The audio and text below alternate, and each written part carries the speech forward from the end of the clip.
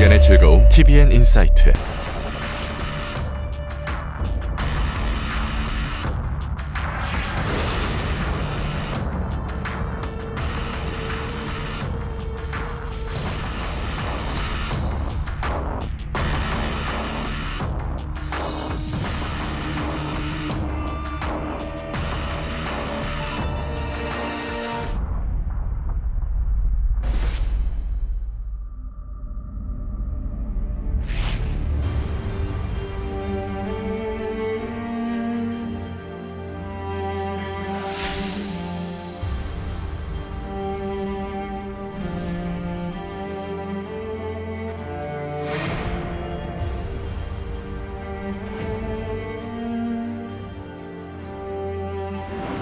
여기 지금 보시면 알겠지만 바로 이 군함도 하시마 탄광의 단면도인데요. 이게 지금 몇 미터 정도로 내려가는지 아세요? 이게 지하 1000m까지 내려가야 됩니다. 지하 1000m 상상이 가세요?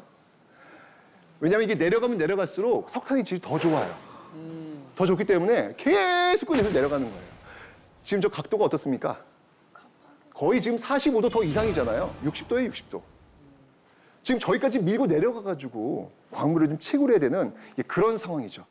일단 지금 기본적으로 지금 보시면 알겠지만 굉장히 좁아요. 예, 좁기 때문에 거기 이렇게 내려갈 때 60도 되다 보니까 자칫 미끄러지면 굴러 떨어질 수 있잖아요. 그래서 서로 이렇게 고무줄 같은 걸로 끈으로 묶고 서로 내려가는 모습들.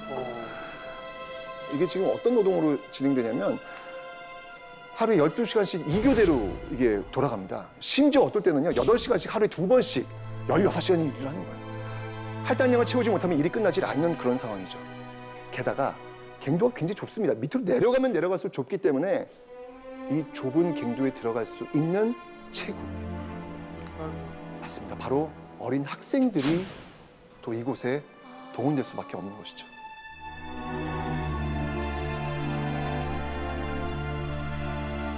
위안부를 통해서 그 어린 소녀들이 또 가고 있는 모습들도 우리는 기억하고 있지만 바로 이 강제징용의 모습을 통해서 어린 학생들이 또 이렇게 동원되는 그런 모습도 여기에 있다는 사실입니다. 이 내부는요, 이미 바닷속으로 들어온 거예요. 그죠? 예, 섬이고 이 주위는 거의 바닷속으로 들어온 거기 때문에 이 바닷물이 계속 들어와요. 그 짠 소금물이 계속 들어오면서 이 피부에 계속 닿을 거 아니에요. 그러니까 피부는 무를 대로 짓무르는 거예요.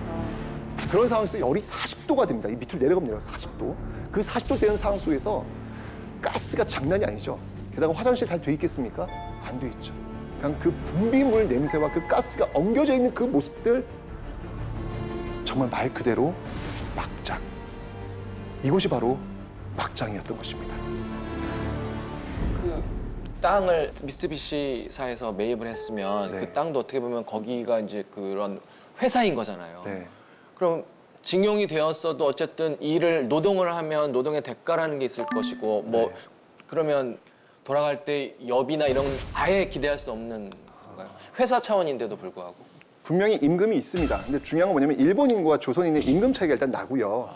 그 임금을 받으면 되는데 이게 이제 예를 들면은 뭐 수건값, 신발값 또는 뭐 잠자는 값 이런 식으로 다 떼는 거예요.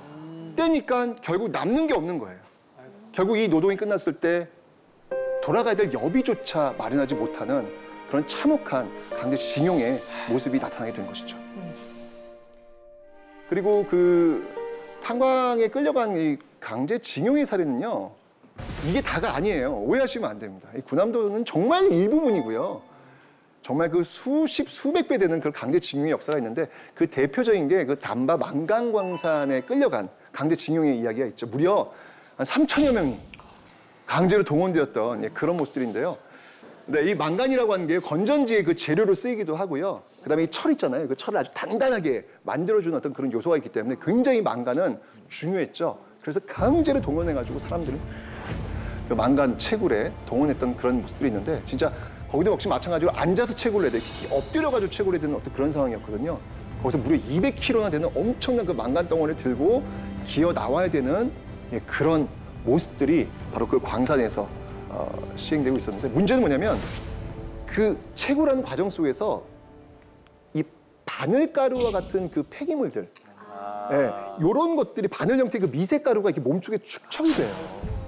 이러면서 나오는 병이 진폐증이라는 건데 여기에 참여하셨던 많은 분들이 바로 그 진폐증에 시달리다가 돌아가십니다. 이 바늘 같은 어떤 그런 형태라서 그 폐를 계속 찌르는 거예요. 그 고통이 엄청나겠죠. 이렇게 고생했던 이들에게 제공되었던 음식은 또 과연 어떨까요? 제가 그래서 직접 한번 제가 만들어 봤습니다. 네? 드셔보시라고요. 아, 진짜로요? 네, 일단 한번 보여드리겠습니다. 자, 바로 이 콩깻묵 밥이라는 겁니다. 콩깻묵이 혹시 뭔지 아세요?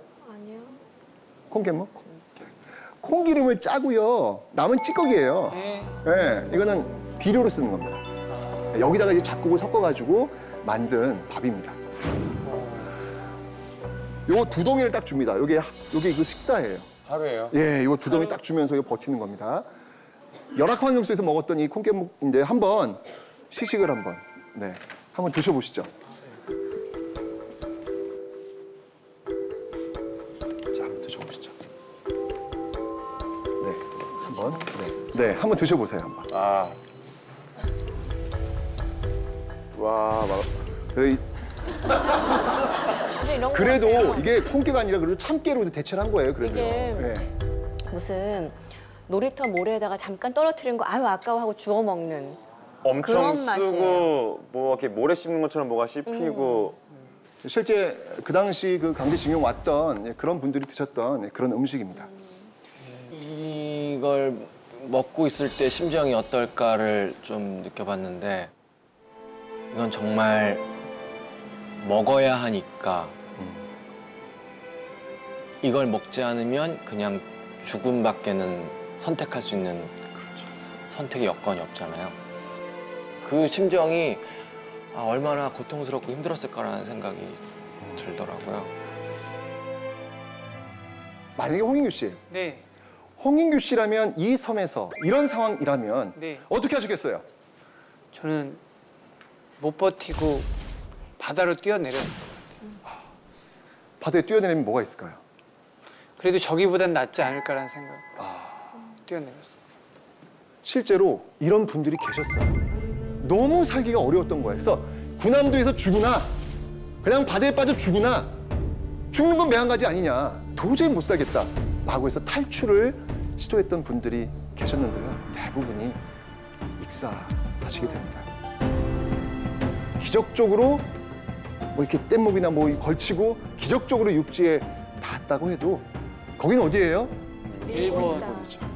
일본에게 결국 또 잡혀가지고 거기서 모진 고문을 당하는 그런 모습들도 있었죠. 근데 중요한 건 뭐냐면 일본인들이 군함도의 이야기를 너무 자랑스럽게 이야기를 하고 있습니다. 그런데 그 자랑스러운 그 역사 속에 담겨져 있는 또 다른 그 인권 유린의 어떤 현장 이야기는 하지 않고 있다는 사실. 선생님 근데 네. 제가 궁금한 게 있는데요. 군함도를 유네스코에 등재를 시키면 일본도 알았을 거 아니에요. 우리의 자랑스러운 면도 있지만 또 우리의 부끄러운 면도 분명히 나올 거라는 걸 예상했을 텐데 왜 유네스코에 굳이 등재시키려고 애썼을까요? 일단 그래서 네. 등재를 할 때 이름이 뭐냐면 딱 시대를 한정지은 메이지 시대의 산업혁명 유산. 그리고 이제 이렇게 딱 한정 지어서 이게 유네스코 유산에 올라가면 엄청난 경제적 부를 창출시킬 수 있잖아요. 일단 이 군함도는요, 한번 좀 보고 싶더라고요. 저도. 왜냐면 배를 타고 가니까 너무 놀라워요. 아니 어떻게 저렇게 인공섬이 진짜 군함의 모습처럼 있을까? 섬뜩한 그런 느낌? 이런 게 든다는 이야기죠. 엄청나게 많은 관광객들을 유입할 수가 있다는 거. 실제로 1년에 이곳을 방문하는 방문객 수만 7만 명이 넘습니다. 그러니까 엄청난 경제 부를 창출시킬 수 있기 때문에 일본은 어떤 일이 있더라도 이것을 유네스코 세계유산에 등재시키려고 했던 것이죠. 제가 그래서 실제로 가서 한번 여쭤봤어요. 이 군함도에 대해서 어떤 생각을 가지고 계시냐라고 여쭤봤더니 그 일본 분이 그렇게 얘기하시더라고요. 이곳이야말로 우리 현재의 자랑스러운 모습들의 출발점이 되는 그런 곳입니다. 너무 자랑스럽습니다. 라는 이야기를 하시더라고요. 거기 역사 교육 새로 해야 되겠어요. 딱 거기까지더라고요. 왜요? 그렇게밖에 얘기를 안 들었으니까. 딱 거기까지밖에 이야기하지 않는 모습을 보면서 너무 가슴이 아팠습니다.